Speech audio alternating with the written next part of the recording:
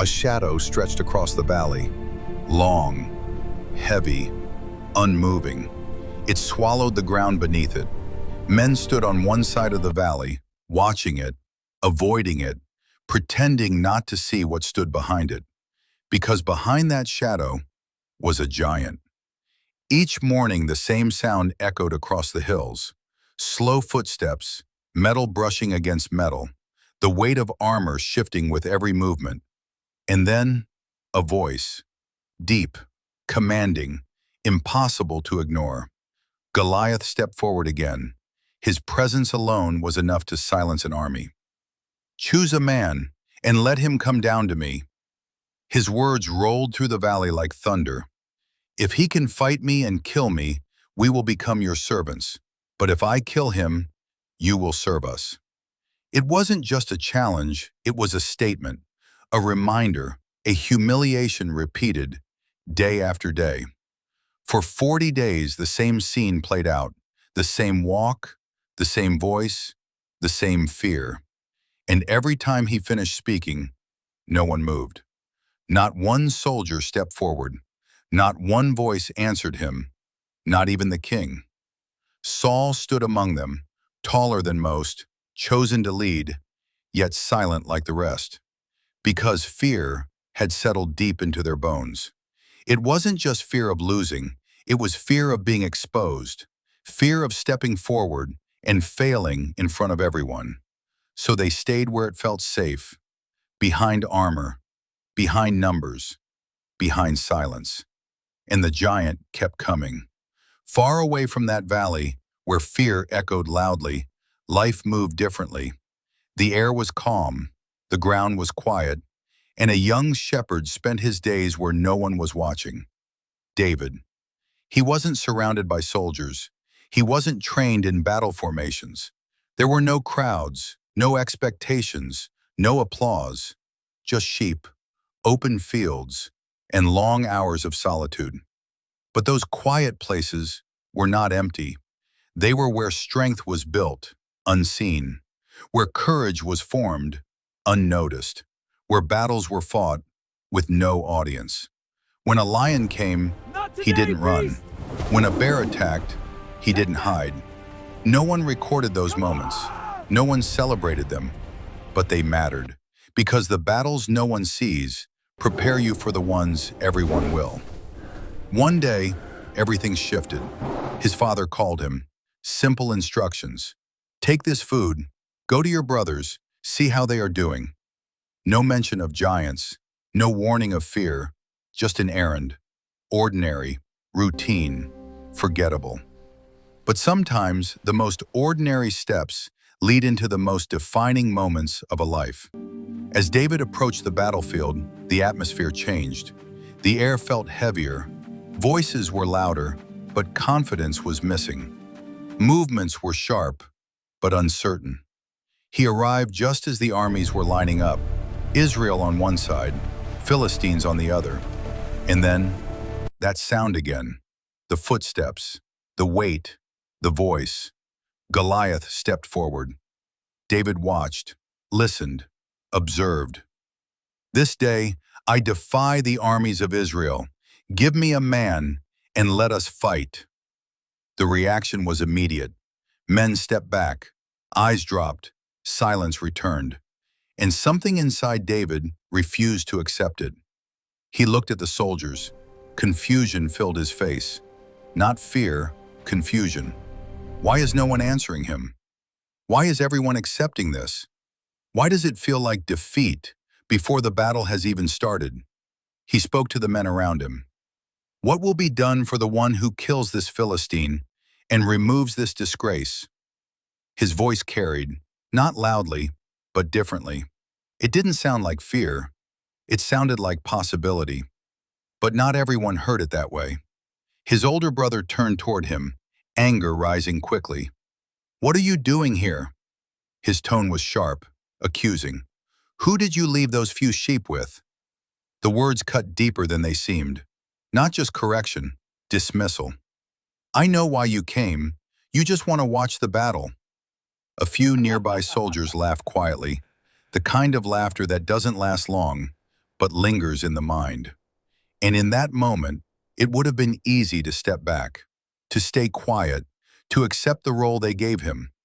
But David didn't retreat, because when you know something others don't see, their opinion loses its weight.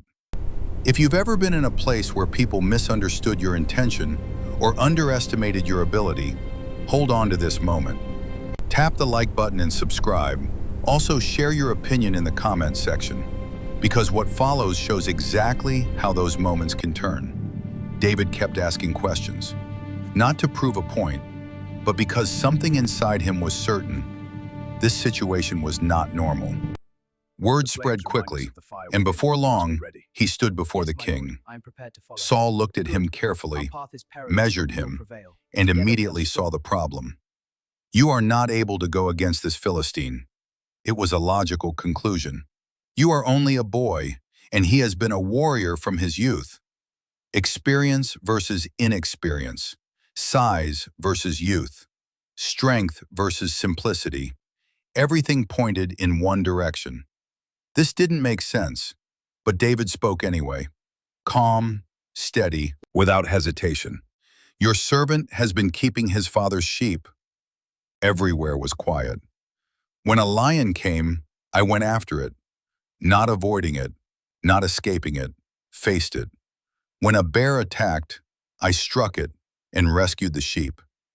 These weren't stories told for attention. They were truths spoken with certainty.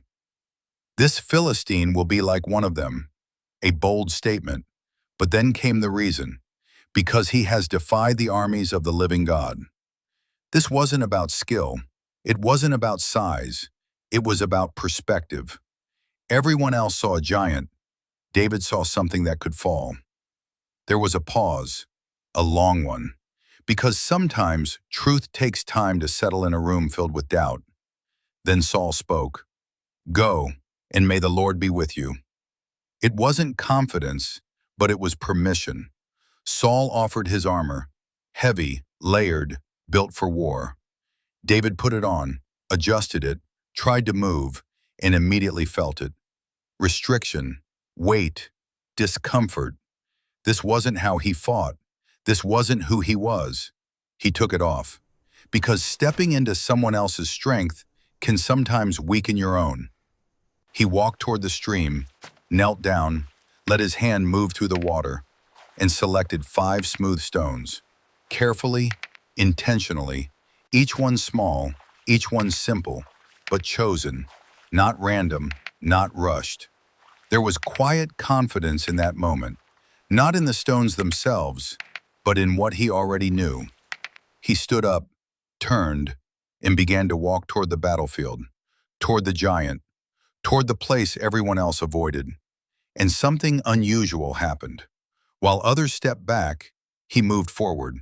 Not slowly, not uncertainly, but with purpose. Goliath saw him, paused, looked closer, and then laughed. A deep, echoing, dismissive laugh. "Am I a dog that you come at me with sticks?" The insult rolled out easily. Naturally, he cursed him, mocked him. "Come here, and I will give your flesh to the birds of the air."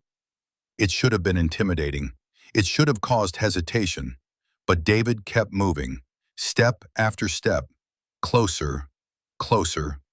Then he spoke. "You come against me with sword, spear, and javelin. Everything visible, everything physical. But I come against you in the name of the Lord. Everything unseen, everything unshaken. This day you will fall." Not a wish, not a hope, a declaration. And then he ran.